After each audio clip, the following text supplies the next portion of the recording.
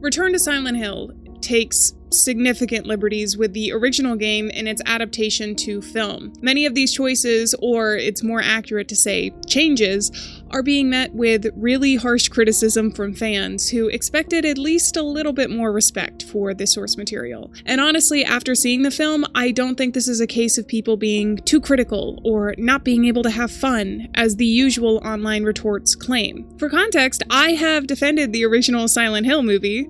I enjoyed it as a film, even while recognizing and disliking some of the changes it made from the games. I also can really enjoy movies and TV shows that have questionable artistic choices or budgets if the story itself keeps me engaged. But this newest movie, even I have to admit, was a major fail. Character personalities are altered to become unrecognizable, plotlines are added or removed, some characters are merged completely together, the most iconic soundtrack in gaming is mostly ignored or underutilized, and there's a host of other changes that reshape the story into what feels more like a parody than an adaptation.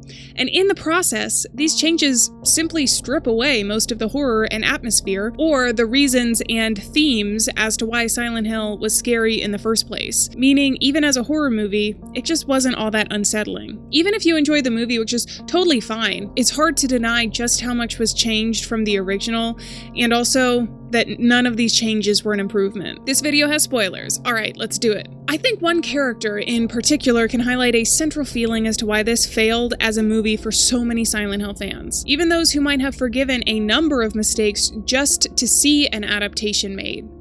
Mary.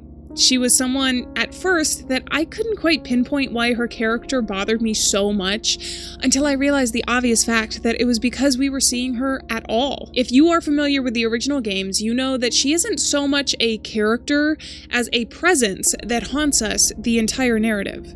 We never truly know or see the real her. Instead, she is constructed through the fragments we pick up as we play, the memories of those who loved her, letters that may or may not be real, and a single photograph. This adds a lot of mystery to her character, as if her very being and personality are shrouded in the fog itself. Yet, she's also kind of this omnipresent being because of it, something we're unable to ignore even when we can't see her. Her character exists in the space between Maria, James's memories, and Laura's recollections, remaining there because we are never able to fully see her realized as she once existed. What is not said is left up to the viewer to fill in the gaps and also ask crucial questions. Whose version of this person is real? Are we seeing the past version clearly, or is it warped by guilt and trauma? Not only are these just interesting questions to grapple with as a viewer, but they're also important to contribute to the overall sense of losing one's mind in the town. You don't need a literal ghost in this story, because that ghost becomes psychological within this framework.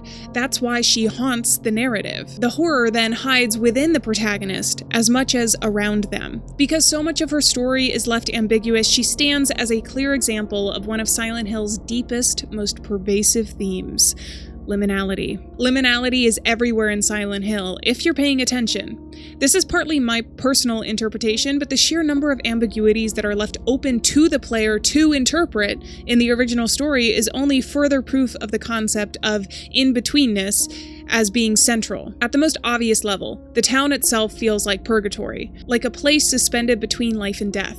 Its story structure and atmosphere sometimes even seem potentially inspired by stories like Dante's Inferno, one of the most famous depictions of purgatory, with its layered, symbolic descent into a morally complex, inescapable space. It's also literally a gray area. I mean, you can't get a stronger metaphor than that. Beyond the physical town, the narrative and characters also reinforce this. I've already mentioned how the real Mary is likely somewhere in between all of these versions of her we are introduced to. The other characters also support this reading, though, with many of them being morally ambiguous, existing in a place between guilt and innocence. Each character's actions are shaped by a complex mix of emotions: trauma, bullying, sacrifice, anger, pity, and love. Yes, love. We can empathize with them, question their choices, debate their motivations, or even fully condemn them, but none, I would argue, fit neatly into moral binaries. No one in Silent Hill is purely good or purely evil. Even acts like murder are explored in shades of gray, reflecting the same ambiguities society itself recognizes in cases like self-defense or mercy.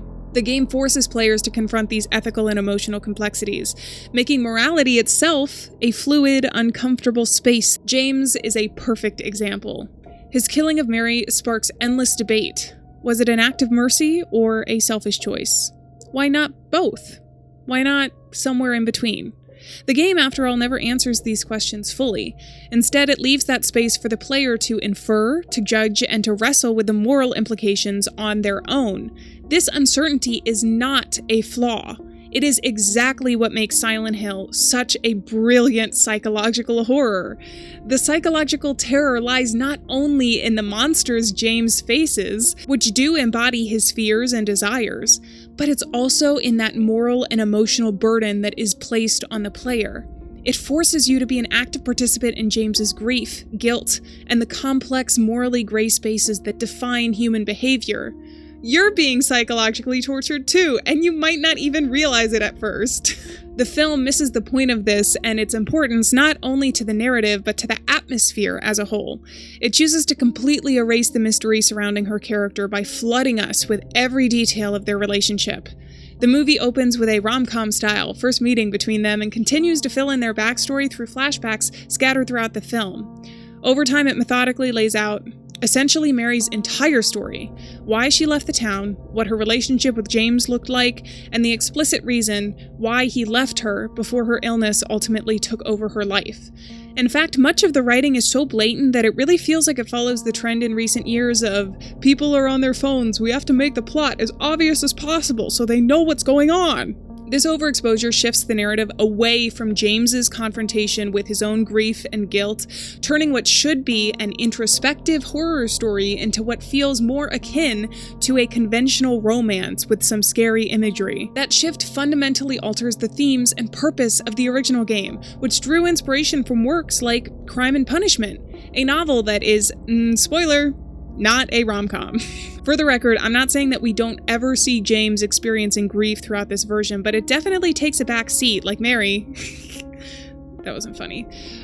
Comparatively to the game version. Beyond the fundamental problem of showing Mary at all, the film also destroys the sense of immersion that Silent Hill is supposed to create by including these flashback scenes.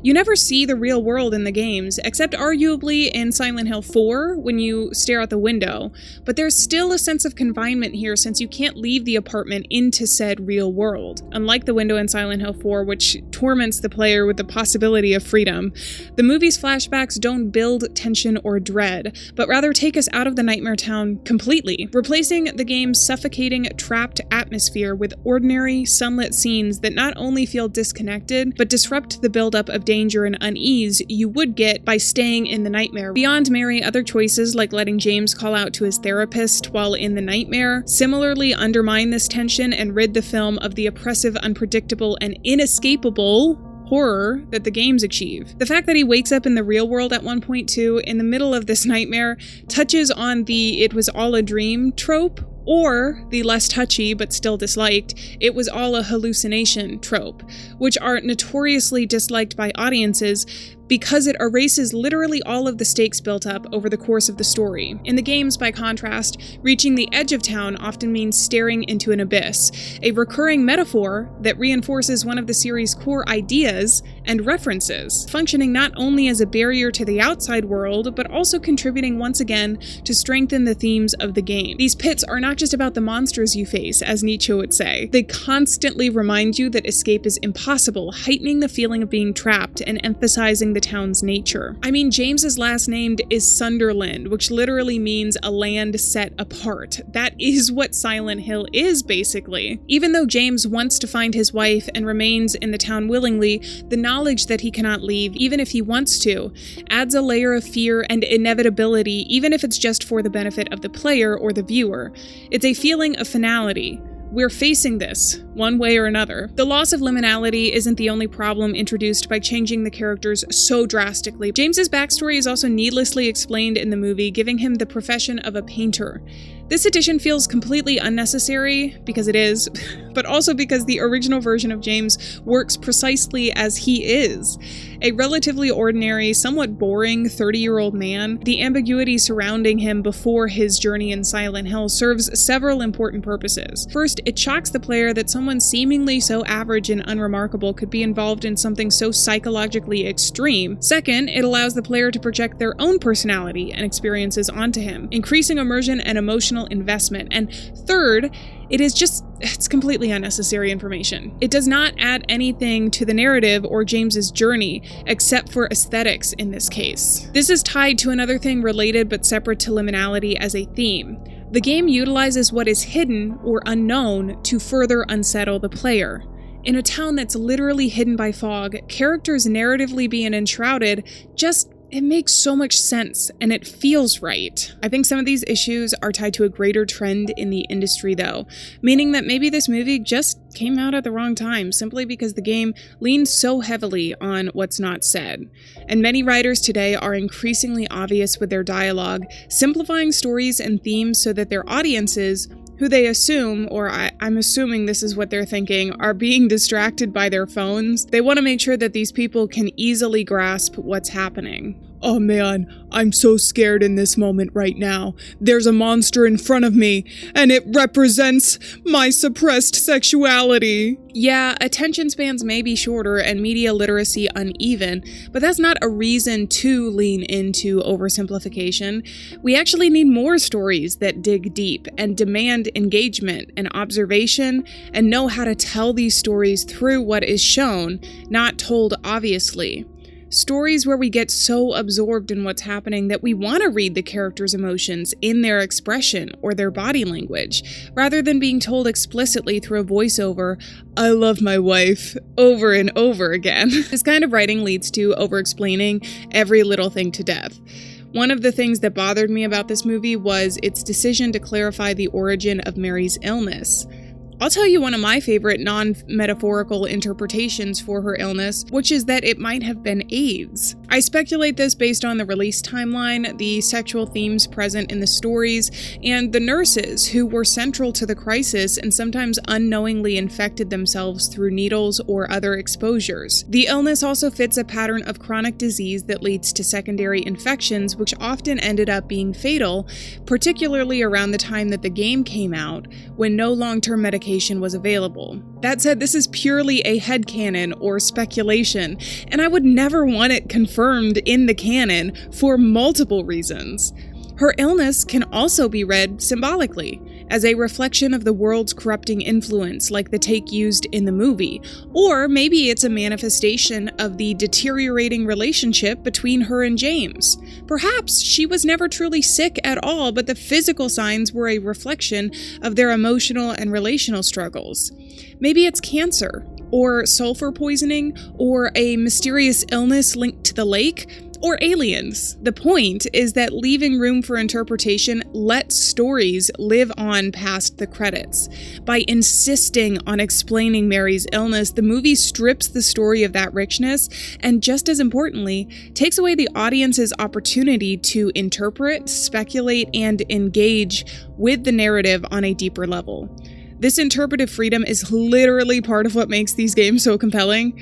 Decades later, countless video essays, theories, fan discussions continue to explore the story, and much of that engagement stems from the very details the movie chooses to spell out. These details never needed to be clarified. It was not a flaw, but a feature of complex storytelling.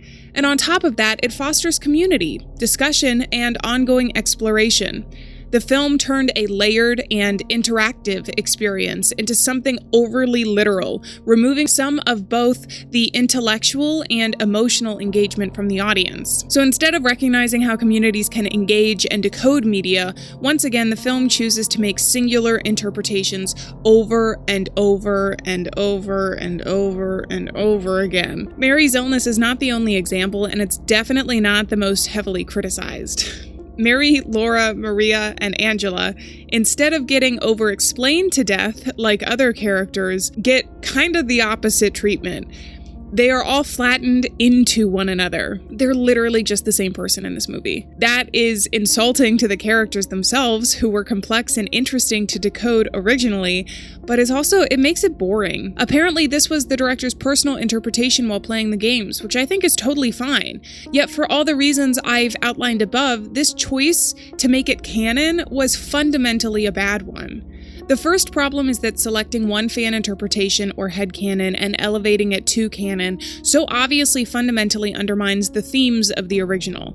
It also shuts down the community, not allowing theorizing, discussion, or debate. These are the things that have literally kept this game alive since 1999, and probably the only reason why a movie was even able to be made in 2026 in the first place. Secondly, from my experience in the Silent Hill fandom, this particular reading, collapsing Mary, Laura, Maria, and Angela into one person, was not a widely held or popular theory. It's also just factually incorrect. Laura is explicitly a real girl who interacted with Mary during her hospital stay. Angela and Laura also serve critical narrative roles. They contrast with Maria, who is clearly a manifestation of James's mind, akin to Pyramid Head. Because these characters are real, they ground the story in reality and prevent it from slipping into the familiar idea that everything is only a dream or a hallucination. Other people experience their own forms of strangeness and interact with James in ways that exist independently of him. This confirms that the events are not happening solely in his mind, and their presence makes the horror more concrete and palatable by raising these stakes, since the danger and uncertainty extend beyond James alone. Collapsing these characters into Mary ignores those dynamics entirely. I would argue figures like Angela and Eddie actually function more closely as mirrors of James's fears or fragmented aspects of his personality, but even in this interpretation, not as literal versions of the same person. Metaphorical readings, especially on a psychological or thematic level, are far more compelling anyways. If the characters are meant to metaphorically be the same, that interpretation should have emerged through perspective and subtext. It's stronger when the connection is something the reader can trace and interpret, rather than something spelled out through obvious exposition. Another problem with this interpretation is that it erased characters that many people identified with and liked. I cannot count how many people have told me that they saw aspects of themselves in Angela or Eddie. That does not mean that they are bad people or would commit the same acts those characters do in the same situations. It means that the core experiences those characters embody, including bullying, trauma, self-destruction, or liking pizza, resonated with them. Those human details are central to how people connected to the story. When the characters are collapsed into something else, that point of identification is diminished, which can feel insulting when viewed from that perspective. Not to mention that they were interesting characters, even if you don't give 2 cents about them personally. Finally, I think collapsing Angela, Laurie, and Mary adds sexual subtext to all of their characters where it simply did not belong. While the story does contain very intense sexual themes for some characters, it is not fundamentally a story about sexual trauma. It's about grief and guilt, particularly as they shape the inner life of the main character. Treating these 3 figures as the same person reduces their individual struggles to a single sexualized framework, which oversimplifies their roles and flattens the complexity of their stories. Each character's pain comes from a different place, and the narrative is stronger when those distinctions are preserved. The logic of the director's choice raises further inconsistencies as well. If all of the characters are just Mary, then what about Eddie? Is he somehow James then? Why separate by gender at all? Why not collapse Eddie into the same framework? This approach feels arbitrary and unconsidered. Even if the director wanted to explore the idea that these characters were facets of the same person, it could have been executed far more effectively, like I mentioned before, through things like symbolism or coded hints, rather than being presented as absolute fact. The way it was written simply felt way too heavy-handed. A better approach, if you wanted to canonize something, would have been to do that with one of the actual in-game endings. Even the dog ending, I saw a lot of people say they would have enjoyed to see something like that on the screen. Which brings me to another point. The ending, I thought it was going to confirm the loop theory, which, I didn't want to go through this again, but it would have been very cool to see. That's an example of a very popular theory that would have made sense in the world of Silent Hill, since the creators said that no one ending is truly canon. but it completely threw this opportunity out the window when James instead drove off into the sunset with Mary, also completely wasting the emotional weight of what we thought was going to be the in-water ending. This film made more than a few mistakes, but I really think based on everything we just talked about, its fatal error lay with Mary. Just like James, they're twinsies. By changing her so drastically and definitively, the actual psychological slow liminal torment that we should have seen on screen was simply missing and torn away by too much exposition and the sunny days. The story kept getting minimized until there was barely anything recognizable left. I really hope in the future another team will have the opportunity to explore the themes that this remake overlooked, even if it isn't Silent Hill as a movie specifically. I love this game deeply, and I've spent a lot of time thinking about it, and I think the team unfortunately underestimated just how invested the community is in this story and game. For many people, it is personal. Silent Hill isn't just a game anymore. After all these years, a quarter of a century, it's become a part of people's lives and nostalgia. Fans have poured time, energy, and love into this community, the theories surrounding it, and the world itself, and that passion is impossible to ignore. And yet it was. Even if the remake wasn't intended to feel disrespectful or dismissive, which I genuinely don't think that was the case. I don't think they were trying to anger a big part of this community, but it still seems like they didn't take into account the fans and how they might react to these changes in the remake. The Bloober game, I think, also really highlights this difference, because to me it was obvious that even if it wasn't a perfect recreation, that they spent so much time and effort to understand not only the game, but the community surrounding it.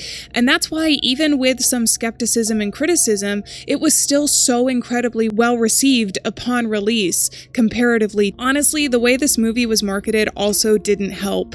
Labeling it as a direct remake sets up certain expectations, and when so much of the story is changed, you do feel misled as a viewer. It probably would have been received better if it had been pitched as a fan film or a loose adaptation. I can think of many of these kinds of films, like 10 Things I Hate About You or Kiss Me Kate, loosely following the framework of Taming the Shrew by William Shakespeare. West Side Story is another example based on Romeo and Juliet, and that is a widely loved, critically acclaimed movie.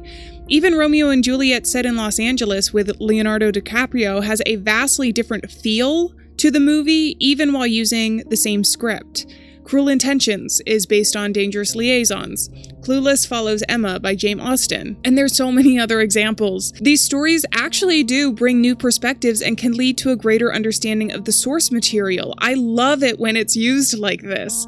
But none of these movies tricked you beforehand that they were going to be respectful or the exact same thing as their source materials. Even if you liked this movie, I feel like a lot of people can't help but feel like you were promised one thing leading up to it and got another when you were sitting in the theater. And beyond all of those reasons, it's still rare for a video game to get funding and to be adapted into a medium like this at all. Silent Hill isn't the only series that has had this kind of thing happen when it's been transferred over to film, and it is consistently disappointing as a video game fan to see such a lack of understanding for a medium that is honestly a beautiful and holistic way to tell stories. When these films are fumbled, it is hard on fans, not just because they care so much about the material, but because there is an effort that is invested when these films are made. Because of that time, money, and energy spent on it,